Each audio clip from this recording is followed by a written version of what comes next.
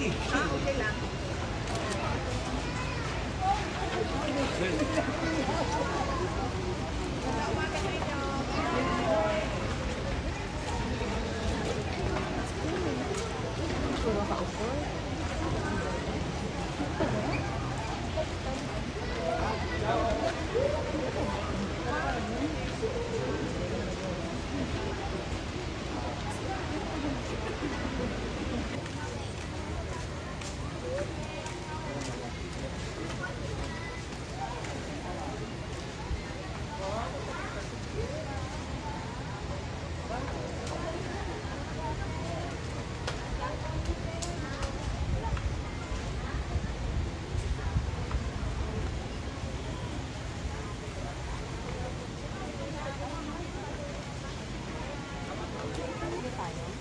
Payungan sa kanin.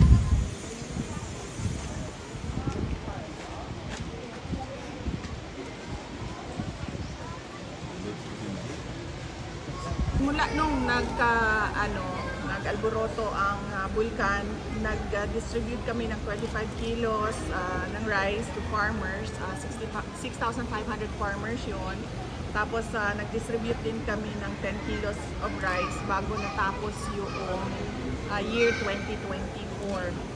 8,000 relief boxes sa iba't ibang evacuation sites, tapos 5,000 na mga non-food items, ito yung mga sleeping mats, mga mosquito nets.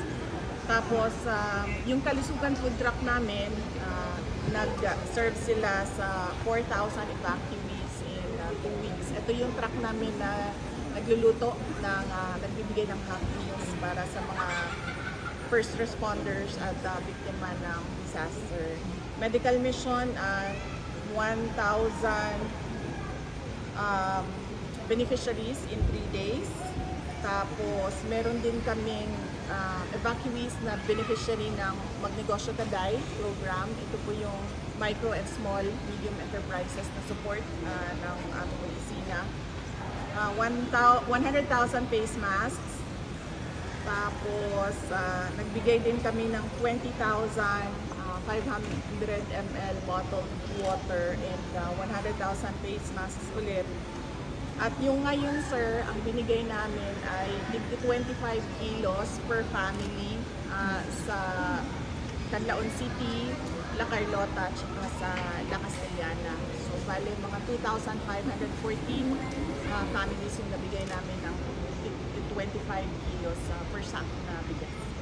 Ma'am, sa dali, kailan ka ba? Nag-promise ako sa mga magulang ko sa basa. Ito na pagkakulan nila.